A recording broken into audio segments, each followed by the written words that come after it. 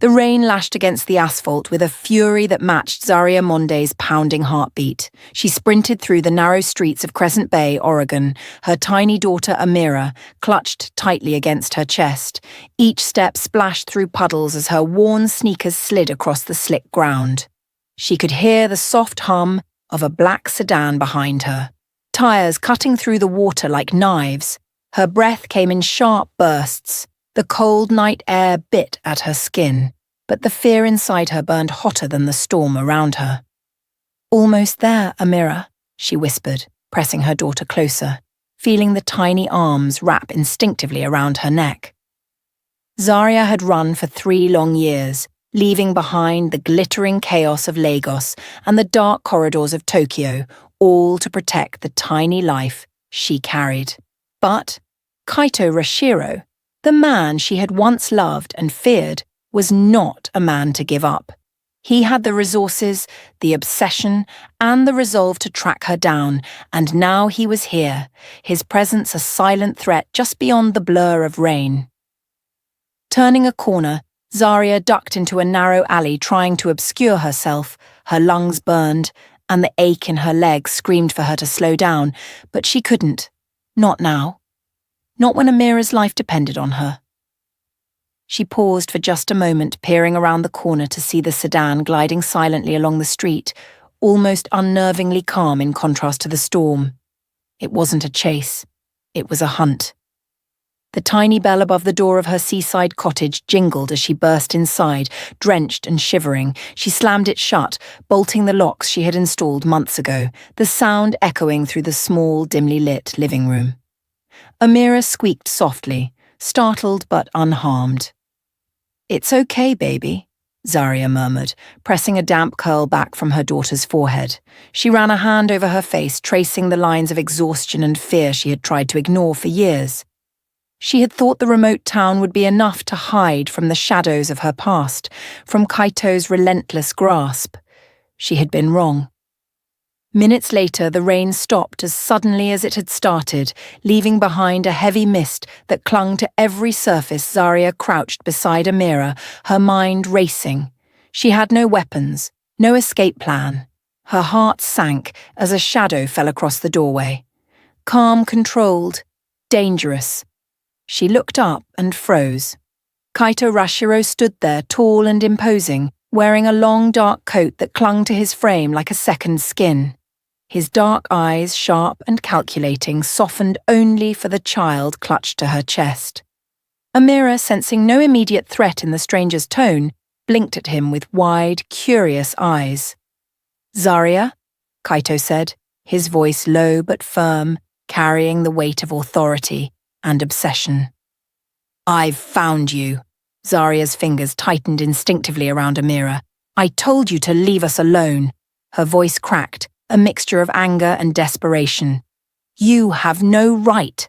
Kaito stepped inside without waiting, his movement measured, almost regal. "I have every right. She is mine, and so are you." His gaze swept the room, cold and appraising. Then, softer, almost tenderly, he added, "And so is our daughter." Zaria recoiled. "She is a child. She is not some prize you claim with your wealth or your fear." Her words came out in rapid fire, echoing in the small room. "I ran so she could live. She could grow up free, not under your control." Kaito's jaw tightened. He crouched slightly, lowering himself to Amira's level. "Do you think I want to cage her? I want to protect her. Only I can protect her." He reached out a hand, but Zaria instinctively moved in front of the child. "You think fear is protection?" Zaria spat. "But all you'll give her is a gilded cage. She'll never know freedom, never know choice. That is why I ran." Kaito studied her, his dark gaze unflinching. Then he spoke, calm, yet with a dangerous edge. "And yet, you are still here, Zaria. You think you can hide from me, from what we are. You cannot. You will not." Her body trembled, partly from cold, partly from fear, but partly from something else she refused to name. The memory of their past when he had been charming, terrifying, intoxicating, and completely impossible to resist. washed over her like a wave. She had loved him once, loved him in a way that had scared her. And now he stood before her, every bit the storm she had feared, yet holding something tender. For the child she protected, Amira stirred in her arms and looked up at Kaito. The little girl's innocent eyes locked with his, and for the first time in years, Zaria saw something she hadn't expected. Softness. His hand hovered near Amira, not threatening, but protective. "She has your eyes," he said quietly, almost to himself. Zaria swallowed hard, feeling the weight of the situation pressing down like the storm outside. "Then leave her be," she whispered, shaking her head. "Leave her a chance at life that doesn't belong to your empire." Kaito's lips curved faintly, a shadow of a smile. "We'll see about that." He stood and moved to the window, glancing at the mist-shrouded coast. "You wanted freedom for her. I want safety. Sometimes," he said, almost to himself, "the only way to give freedom is to build the walls around it." Zaria felt her pulse quicken, torn between disgust, fear, and something she couldn't identify. The man she had run from, the man she had hidden from for years, had arrived in her sanctuary. And yet somehow, it felt inevitable. She set Amira down, who toddled cautiously to Kaito, unafraid. Her mother froze, watching the child's small hand brush against the giant man's sleeve. Kaito smiled gently. "She's not afraid," he said softly. "That means I'm doing something right." "You think this is right?" Zaria's voice cracked, trembling with emotion. "You think moving in, asserting your control, is right?" "I think," Kaito replied, voice low, almost tender, "that it's the only way she survives.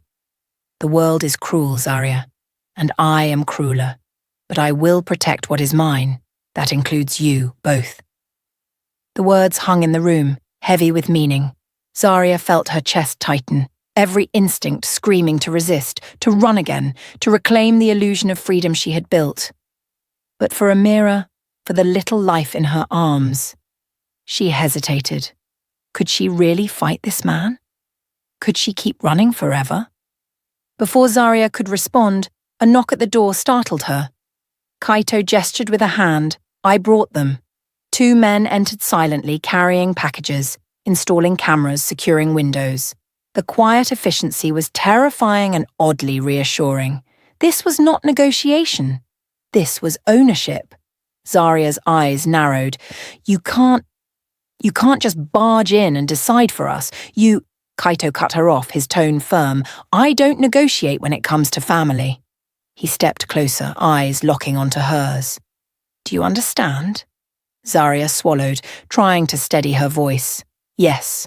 Her heart screamed no. Her mind screamed fight. But deep down, a part of her knew she could not outrun the force that had found her. She looked at Amira, and a strange, cold acceptance settled in. If she wanted to keep her daughter alive, maybe she had no choice but to let him in. Kaito knelt again, lifting Amira into his arms. The child giggled, reaching out to touch his cheek.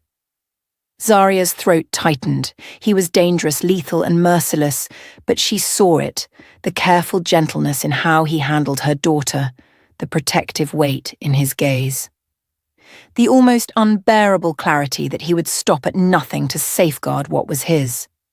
For the first time, Zaria understood that survival might not mean running, but facing the darkness head-on, and Kaito Rashiro was darkness personified.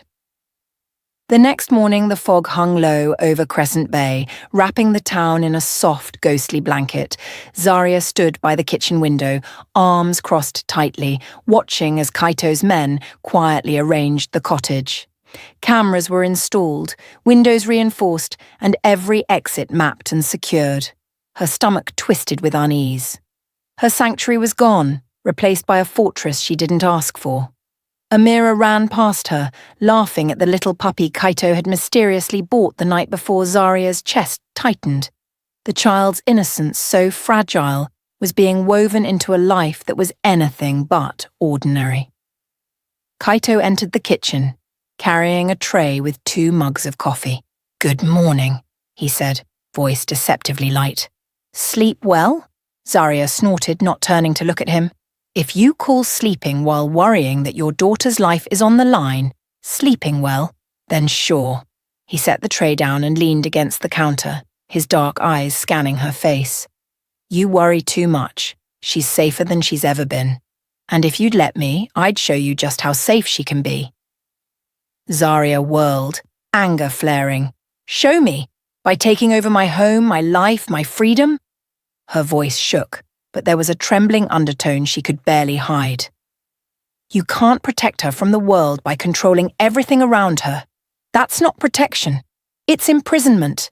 Kaito's expression softened, just enough to make her heart tighten. He took a slow step toward her. "Zaria, freedom without safety is nothing. You think I enjoy being feared, being ruthless? I do it because I have to, because I promised her life would never be taken." Amira, sitting on the floor with her small puppy, looked up and said innocently, "Daddy, you're funny." Zaria froze. Her daughter had called him Daddy without hesitation. The word cut through her defenses like a blade. She looked at Kaito, seeing the faintest hint of a smile tug at his lips, and the gentle nod he gave her was almost imperceptible but unmistakable. "You're turning her heart toward you," Zaria said quietly, almost accusingly. Kaito knelt down to Amira's level. "I don't have to turn her heart. She sees who I am and she trusts me. You'll see too one day." Zaria shook her head. "I don't want to see." The day passed in an uneasy rhythm. Zaria tried to regain some control, organizing Amira's small room, cleaning and avoiding conversation with Kaito. But every time she caught a glimpse of him, the image of him reading to Amira or awkwardly trying to make pancakes haunted her. He was terrifying, lethal, impossible to resist, and yet undeniably tender with her daughter. By evening, the tension escalated further. A sudden darkness swept across the cottage as the lights flickered and went out. Zaria froze, a cold dread washing over her. She grabbed Amira and moved toward the hallway, heart hammering. "Stay close," she whispered. The faint click of a door opening echoed outside, then a note slipped under the door. A small red card with a painted lantern, accompanied by a single line. "Return the child, or face the ocean's wrath." Zaria's hands shook violently. "It's them, the red lanterns." Kaito's voice, calm and chilling, filled the room. "I was expecting them." "Expecting them?" Zaria's voice broke. "They're going to kill her. Kill us." Kaito knelt to Amira again, holding her tightly. "Not while I breathe. They will regret ever threatening my family." His eyes flashed with lethal intensity. "You need to understand something, Zaria. I am not afraid of anyone, and anyone who threatens her will pay." Zaria felt her body tremble. She had known he was dangerous, had feared him for years, but this raw, absolute commitment to protect, to destroy anyone who dared touch her daughter, was something she couldn't ignore, and part of her, much to her dismay, felt a stirring of relief. The crushing weight of constant vigilance, the gnawing fear of being found, might finally be lifted. Night fell, and the first strikes came. Kaito left the cottage with Sora and Daisuke, moving with surgical precision through Crescent Bay's underworld. Zaria stayed behind, clutching Amira tightly, listening to the occasional distant hum of engines and muffled shouts. She felt powerless, terrified, but safe in a way she hadn't in years. Hours later, Kaito returned. He was bruised, dirtied from the raid, his long coat torn at the hem, but he carried an air of triumph. He kneeled in the doorway, letting Amira run into his arms. "She's safe," he said quietly, as if stating a simple fact. But his eyes, dark and intense, carried the weight of the violence he had unleashed. To ensure it, Zaria stared, a mix of awe, fear, and reluctant admiration flooding through her. You killed them?" she whispered, incredulous. He looked up at her, voice low and steady. "I made sure they will never threaten her again. Do you understand? Never. She will live because I am ruthless, Because I love her, and I will protect her with everything I have. The storm within Zaria shifted. Part of her still resisted, still wanted to fight against the world he represented. But seeing Amira safe, laughing in Kaito's arms, seeing him for what he truly was, not just a monster but a father willing to unleash hell for his child, she realized the impossible truth. She had underestimated him. Over the following days, life adjusted into an uneasy rhythm. Zaria tried to reclaim fragments of her life, going to the local market, organizing the cottage, but she could not ignore Kaito's presence. He moved through the home with a quiet authority, installing routines, checking on security, yet always interacting with Amira with surprising tenderness. One evening Zaria found him in the kitchen, awkwardly attempting to cook dinner. Smoke curled from the pan and the smell of burnt toast filled the room. "Need some help?" she asked, trying not to smile at the absurdity. "I have it under control," Kaito replied, flipping a piece of toast with a clumsy motion that sent a small puff of smoke into the air. "This is how I show care. Food is protection." Zaria rolled her eyes but couldn't suppress a soft laugh. "You're impossible." He looked at her, eyes catching hers for just a moment longer than necessary. "I am what I must be to protect her." Amira ran between them, laughing. "Daddy, it smells funny." Kaito bent to her level. "That's love, Amira." "Sometimes love smells funny." Zaria felt a lump in her throat. She hated that she admitted it, but the little interactions, the careful attentions, were eroding the walls she had built around her heart. The man she had feared, the man she had fled, was shaping their world in ways she couldn't resist, couldn't fight, and, secretly, didn't entirely want to. Then, one morning, a warning arrived that changed everything. A local fisherman came by the cottage, frantic, speaking of unfamiliar men moving through the fog-shrouded docks. Supplies had been cut, and messages left in red paint warned that Kaito's rivals were watching. Zaria felt panic coil in her stomach. "They're here," she whispered, gripping Amira's hand. "They know where we are." Kaito's expression hardened. "Then it is time to remind them who they are dealing with." His voice carried no hesitation, no doubt, only a chilling, resolute certainty. Zaria watched, both terrified and unwillingly awed, as Kaito marshaled his small team. Sora, Daisuke, and a few trusted men moved with silent precision, preparing for retaliation. The planning was clinical, ruthless, meticulous, every step calculated to dismantle the rival faction without risking Amira or the innocent bystanders. Hours later, Kaito returned carrying a faint aura of exhaustion. His coat was tattered, but his eyes held the familiar, unyielding fire. Amira ran into his arms and Zaria felt an unfamiliar calm settle over her chest. For the first time in years, she allowed herself to believe that her daughter might truly be safe. "Never again," he said quietly, brushing a wet curl from Amira's forehead. "Never again will anyone threaten her. You understand, Zaria? She is untouchable." Zaria nodded, unable to speak for a moment. Her mind wrestled with fear, resentment, awe, and something she didn't dare name, the man who had hunted them across continents, whose presence had haunted every waking moment of her life, had become the shield she had prayed for in secret.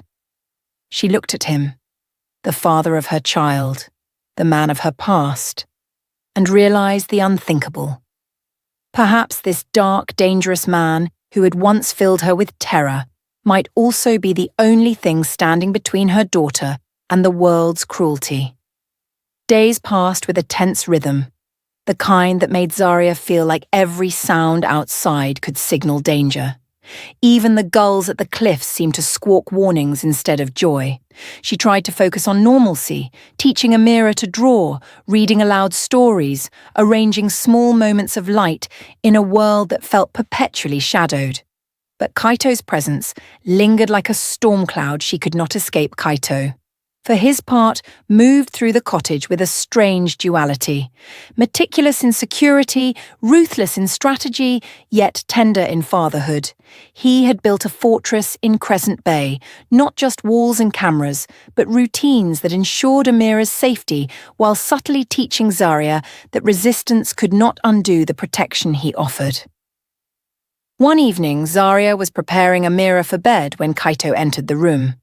He carried a small stack of storybooks, his hands careful not to let the damp from the storm the previous night soak the pages.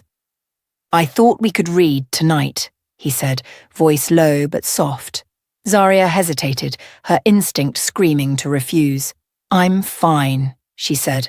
Brushing past him, Kaito's expression hardened for a fraction of a second, then softened again. "Amira wants me to read. You don't have to participate, but she wants her father." Amira looked up, wide-eyed, tugging at Zaria's sleeve. "Mommy, read with us?" Zaria's resolve cracked. She nodded, her chest tight with a mixture of fear and something she could barely name. They sat on the small rug, Kaito reading aloud with surprisingly gentle inflection, pausing to let Amira giggle or ask questions. Zaria watched, caught between exasperation and a reluctant fascination. "You're good with her," she said quietly when Kaito paused, tucking Amira in. "I learned," he said, not looking at her, arranging the blanket around the child. "It's different than ruling an empire. You can't threaten or intimidate, you guide, you protect." Zaria swallowed hard. "It's not the same. Everything about you is danger." Kaito's gaze met hers, steady and unyielding, and yet, "I am the only danger she will ever need to fear. I am her shield." Before Zaria could respond, a sharp rap at the door startled them. Sora and Daisuke were at the threshold, their faces grim. Kaito rose immediately, muscles tensed, and Zaria's stomach sank.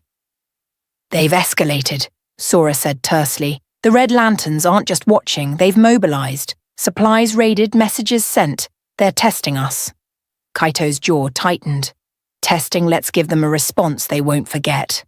He turned to Zaria, voice low but firm. "Stay inside. Do not leave. Do not intervene." Zaria felt a swell of fear and helplessness. "You don't have to do this," she said, though her words lacked conviction. Kaito's hand brushed hers briefly, a fleeting gesture that communicated more than words. "I will do it, because she is ours, because she is safe." Hours later, Zaria stayed huddled in the cottage with Amira, listening as engines roared in the distance and muffled shouts echoed across the foggy streets. Her mind raced with every possible scenario. The Red Lanterns retaliating, innocent lives caught in the crossfire, Kaito harmed, and yet, through the fear, she felt a strange sense of awe. He moved with precision, with calculated violence, yet every action was intended to protect, not to punish indiscriminately. When Kaito returned at dawn, he was battered, his coat torn, but his eyes carried that familiar, unyielding fire. He entered the cottage without hesitation and immediately knelt to lift Amira into his arms. The child laughed, and Zaria felt the tension in her chest ease slightly. "They are gone," he said quietly, voice low but unwavering. "No one will threaten her again, not while I breathe." Zaria's lips parted, but words failed her. She wanted to speak, to question, to resist the mix of fear and admiration surging within her. Instead, she watched him, letting the reality sink in. The man who had haunted her life for years had become the impossible force keeping her daughter alive. Over the next weeks, a delicate balance formed. Kaito maintained the fortress, but he also began small, almost imperceptible changes, removing unnecessary aggression from his operations, redirecting his empire toward legitimate ventures, teaching Zaria the value of control without cruelty. The contrast between his lethal ruthlessness and gentle fatherhood unnerved her, but it also stirred something in her heart that she could not ignore. One afternoon, as Zaria prepared lunch, Kaito entered the kitchen. holding a small bouquet of wildflowers he had picked along the cliffside. "For Amira," he said, placing them gently on the table. "And for you too." Zaria's lips pressed into a thin line. "You think flowers erase everything?" He shrugged, a faint smile tugging at his lips. "I don't think they erase, but perhaps they remind that life can be beautiful, even in the shadows." Amira ran to him, arms wide. "Daddy, flowers!" He laughed softly, scooping her into his arms. Zaria felt a pang in her chest, a strange mix of jealousy, fear, and something else she refused to name. She looked away, busying herself with the food, but she could feel Kaito's eyes on her, steady, unwavering. That night, as the fog rolled over the cliffs, a small tremor of unease returned. A new message had arrived, simple but chilling. "The tide is coming for you." Zaria's breath caught. "They're not done," she whispered, clutching Amira. Kaito's hand found hers in the dark. "Then we finish it, once and for all." His voice carried a calm certainty that made her tremble. "They will learn what it means to threaten what is mine." The next day, Kaito, Sora, and Daisuke moved swiftly. Crescent Bay's underworld would not stand against him. Warehouses were cleared, men dismantled, and the Red Lantern's leadership scattered before dawn. Kaito returned to the cottage, bloodied, bruised, but victorious. Zaria watched as he held Amira again, feeling the impossible weight of what had been done for their child. He turned to her, voice low, almost tender. "Do you understand now?" She shook her head, tears threatening to spill. "I understand that you are terrifying." Kaito smiled faintly, lifting Amira slightly so she could see both of them. "Terrifying, yes, but only to those who would harm what I love." Zaria felt the walls she had built around her heart begin to crumble. She had spent years running, hiding, fearing him. Yet now she could not deny the truth. Kaito Rashiro, ruthless and merciless in the world outside, had become the protector she had prayed for in secret. Amira giggled, tugging at his sleeve. "Daddy, play!" Kaito's eyes softened as he looked at Zaria. "See? She trusts me. And one day, so will you." Zaria's chest tightened, the emotions inside her swelling, fear, admiration, helplessness, and something fragile that might, in time, grow into trust. The man she had fled, the man she had hidden from for years, was no longer just her past. He was their present, their shield, and perhaps, in ways she could not yet admit, their future. The weeks that followed were a strange, fragile rhythm of life. Zaria found herself adjusting, almost against her will, to the new reality Kaito had imposed.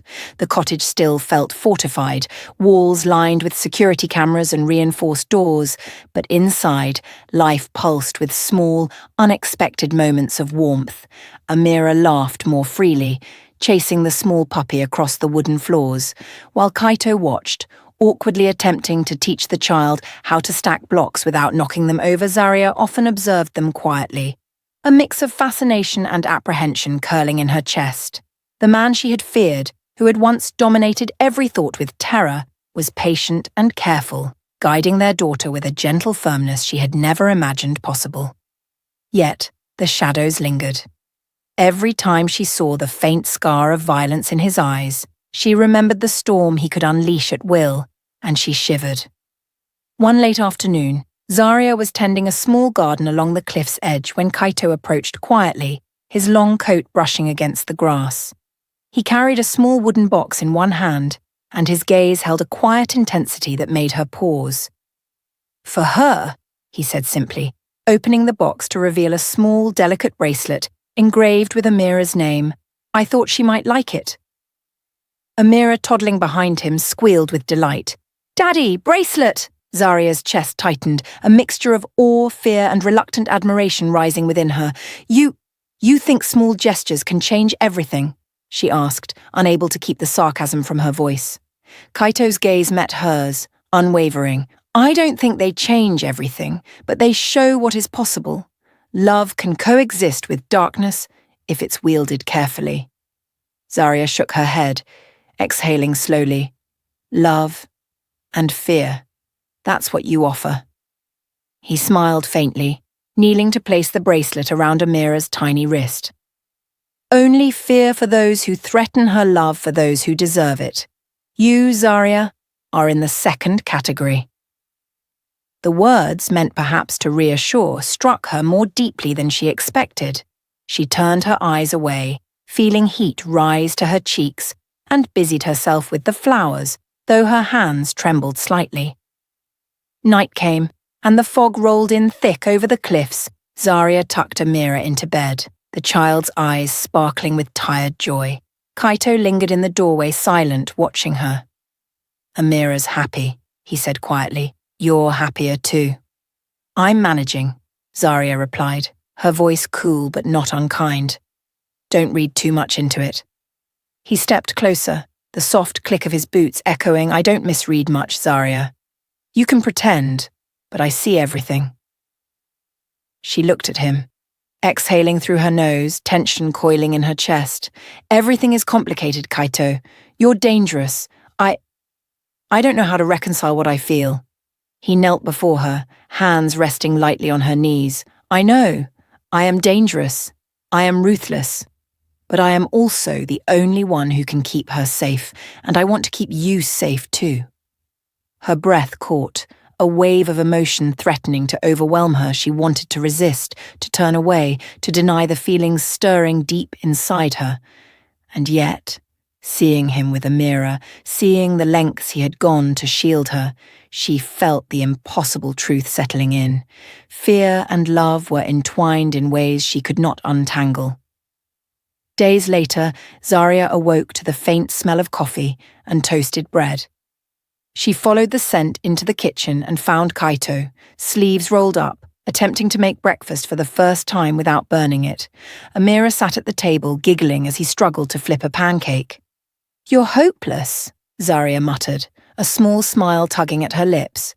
I am only learning, he said, voice calm, eyes softening as they met hers. Teaching patience, teaching care. This is fatherhood, and I want to do it right. Amira bounced in her chair. Daddy, watch! She clapped her hands as Kaito finally managed to flip a pancake, slightly charred but intact. Zaria laughed softly, shaking her head. The sight of him, awkward yet tender, made the heavy weight of the past weeks seem lighter. She had spent years running from this man, from the dangerous, intoxicating force of him, and yet, here he was, proving in small and enormous ways that he could be the protector they all needed. But the fragile peace was shattered one evening. A message arrived, left at the edge of the cliffs near their home, a single red lantern painted on a rock, accompanied by the words, You cannot hide what belongs to us.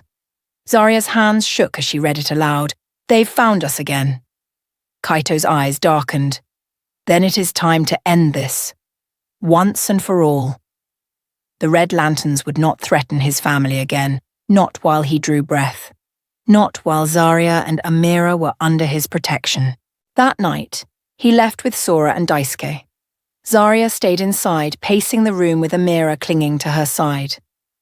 She tried to focus on calming her daughter, but her mind raced through every possible outcome, every danger that awaited Kaito outside.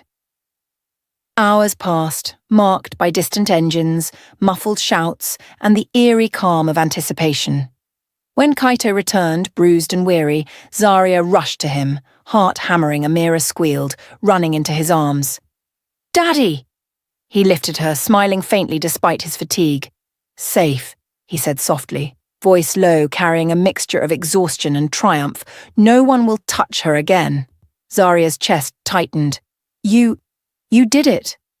He looked at her, eyes fierce yet gentle. I promised. I protect what is mine.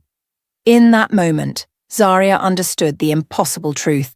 Kaito Rashiro, the man she had run from, the man she had feared, was the only thing standing between her daughter and the world's cruelty. She saw the depth of his devotion, the quiet fierceness of his love, and the lengths he would go to shield them. Weeks passed, and life slowly settled into a rhythm of cautious peace. Kaito continued his careful restructuring of his empire, redirecting violent elements into legitimate ventures. Crescent Bay became both home and fortress, a place where Zaria and Amira could breathe without constant terror, yet still remain under the watchful, protective presence of a man who balanced darkness with tenderness. One quiet evening, Kaito took Zaria to the cliffs overlooking the Pacific. The waves crashed against the rocks below, the wind whipping her hair around her face. He reached into his coat pocket and produced a small platinum ring engraved with the Rashiro family crest. "I want you," he said, voice steady, unwavering. "Not just as the mother of my child, but as my partner, as the matriarch of this family. Stand with me, Zaria, not in hiding, not in fear, but as equals. Will you?" Zaria's breath caught. She studied him, searching for traces of manipulation, coercion, or threat. There were none. Only the raw sincerity in his dark eyes, the love he had shown in every act, from protecting Amira to transforming his empire for her safety. "Yes," she whispered finally, tears spilling down her cheeks. "But we tell her everything when she's ready. No more secrets." Kaito smiled faintly, sliding the ring onto her finger. "Agreed. She will know the truth when she can understand it." Amira clapped her hands, unaware of the weight of the moment, and ran between them. Kaito lifted her high into the air, spinning her around, while Zaria watched, her heart full in ways she could never have anticipated. For the first time in years, Zaria felt a sense of peace. Not complete, not without scars, but a fragile, precious balance of safety, love, and choice. The man she had feared, the man she had run from, had become the impossible protector of their future. As the sun dipped below the horizon, casting golden light over the cliffs, Zaria stood beside Kaito, holding his hand, feeling the weight of the past and the promise of tomorrow. The storm of their lives had passed, leaving in its wake a fragile, fierce love. She glanced at Amira, laughing and playing, utterly unaware of the shadows they had escaped, and she knew, finally, that the only way to protect what she cherished most was to face the darkness together, with love, resolve, and unflinching courage.